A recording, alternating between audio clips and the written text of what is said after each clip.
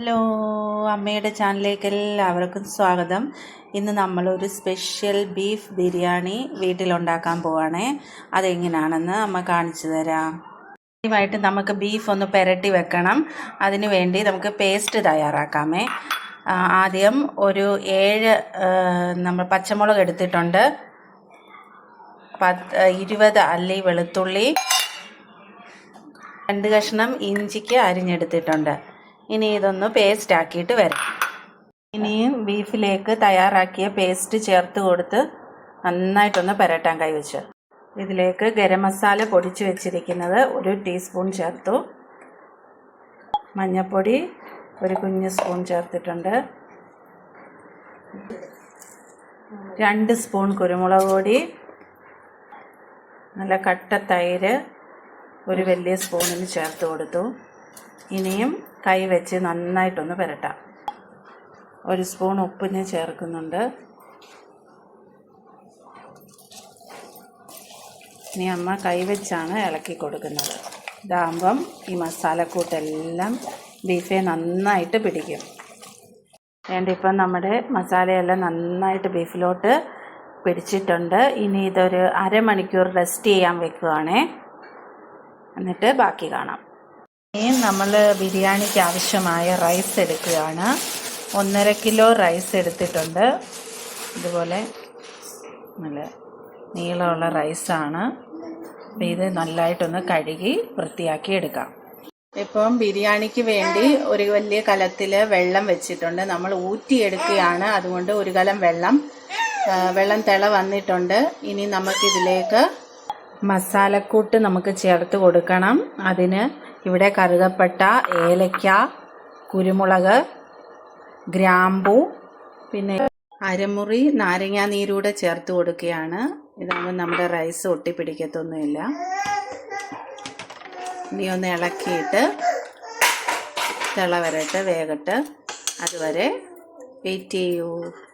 നമ്മുടെ ബിരിയാണി ചെമ്പ് ചൂടായി വന്നിട്ടുണ്ട്. ഇനിയും ഓയിൽ ഒഴിച്ചു കൊടുക്കുകയാണ്. ഉള്ളി വഴറ്റാൻ ആവശ്യമായിട്ടുള്ള ഓയിൽ ചേർത്ത് കൊടുത്തു. ഇനി സവാള ഇട്ട് കൊടുക്കുകയാണ്. 4 വലിയ സവാള എടുത്തിട്ടുണ്ട്. അത് നന്നായിട്ടൊന്ന് വഴന്ന് വരട്ടെ. ഇത് നമ്മുടെ ബിരിയാണിയുടെ ഗ്രേവിക്ക് വേണ്ടിയാണ് ആവശ്യമായിട്ടുള്ള സവാളയാണ് നമ്മളിപ്പം വഴറ്റുന്നത്. ഇതിലേക്ക് നമ്മൾ ആദ്യം തയ്യാറാക്കി വെച്ചിരുന്ന പേസ്റ്റില്ലേ, ഇഞ്ചി, വെളുത്തുള്ളി, പച്ചമുളക്, ആ പേസ്റ്റ് ബാക്കിയിരുന്നത് ചേർത്ത് കൊടുത്ത് ഇതിനോടൊപ്പം ഒന്ന് പച്ചമണം മാറുന്നവരെ വഴറ്റി കൊടുക്കാം. ഇനി ഇതിലേക്ക് ഒരു ചെറിയ തക്കാളി അരിഞ്ഞത് ചേർത്ത് കൊടുക്കുകയാണ്. ഇനി അതിനോടൊപ്പം ഇതൊന്ന് വഴറ്റി എടുക്കാം. ഇനിയും ഗ്രേവിക്ക് ആവശ്യമായി 1 സ്പൂൺ മുളക് പൊടി,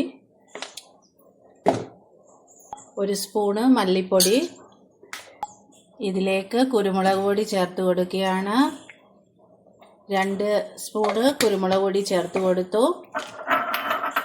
ഇപ്പം മസാലയുടെ എല്ലാം പച്ചമണമൊക്കെ മാറി വന്നു. ഇനി നമ്മുടെ ബീഫ് വേവിച്ച് വെച്ചിരിക്കുന്നത് ചേർത്ത് കൊടുക്കുക. വെള്ളം ഉണ്ടെങ്കിൽ അത് ഊറ്റിയെടുത്ത് മാറ്റി വെക്കണം. നമുക്ക് ആവശ്യമുണ്ടെങ്കിൽ പിന്നെ ഒഴിച്ച് കൊടുക്കാം. അപ്പം കുറച്ച് വെള്ളം മാറ്റി ഊറ്റി വെച്ചിട്ടുണ്ട്. പിന്നെ കുറച്ച് വെള്ളം ഒഴിച്ചു കൊടുത്തിട്ടുള്ളൂ. നന്നായിട്ട് ഇളക്കി കൊടുക്കാം. മാറ്റി വെച്ചിരിക്കുന്ന കുറച്ച് ഇതുണ്ടായിരുന്നു വെള്ളം, ബീഫ് വെന്ത വെള്ളമാണ്, അത് ചേർത്ത് കൊടുത്ത് ബീഫെല്ലാം വെന്ത് വന്നിട്ടുണ്ട്.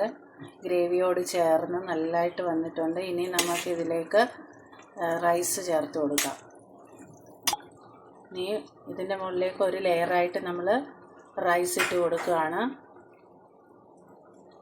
ഇതിൻ്റെ മുകളിലേക്ക് അരിഞ്ഞു വെച്ചിരിക്കുന്ന മല്ലിയില, പുതിനയില ചേർത്ത് കൊടുക്കുകയാണ്. പിന്നെ നെയ്യിൽ വറുത്ത് കോരിയ സവോള, കശുവണ്ടി, ഉണക്കമുന്തിരിങ്ങ, അത് നമ്മൾ കുറച്ച് വിതറി കൊടുക്കാം. ഇനി ഇതിൻ്റെ മുകളിലേക്ക് ബാക്കിയിരിക്കുന്ന റൈസ് കൂടെ നിരത്തി കൊടുക്കുക.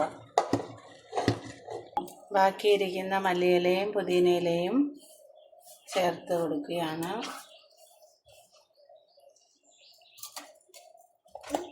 അതുപോലെ അണ്ടിപ്പരിപ്പും മുന്തിരിങ്ങയും സവോള വറുത്ത് കോരിയതൂടെ ചേർക്കുകയാണ്. ഒരു വാനില എസൻസിൽ ഇച്ചിരി മഞ്ഞൾപ്പൊടിയുമായിട്ട് കലക്കി ഒഴിക്കുന്നുണ്ട്. അപ്പം നല്ലൊരു ഫ്ലേവർ കിട്ടും നമ്മുടെ ബിരിയാണിക്ക്. എല്ലാം കാണുമ്പം തന്നെ എല്ലാവർക്കും കഴിക്കാൻ തോന്നുന്നുണ്ടല്ലേ. അപ്പം ഇതുപോലെ ബിരിയാണി എല്ലാവരും വീട്ടിൽ ട്രൈ ചെയ്ത് നോക്കണം. ഇനി നമുക്കിത് അടച്ചു വെച്ച് ദം ചെയ്യാം. ഇനി ഇത് ദം ചെയ്യാൻ അടച്ചു വെക്കുകയാണ്. ഇങ്ങനൊരു 10-20 മിനിറ്റ് ഇരിക്കട്ടെ. എന്നിട്ട് നമുക്ക് ദമ്മ് പൊട്ടിക്കുമ്പോൾ ബാക്കി കാണാം. ഒരു സൈഡിൽ നിന്ന് ഇങ്ങനെ ഇളക്കിയെടുക്കണം.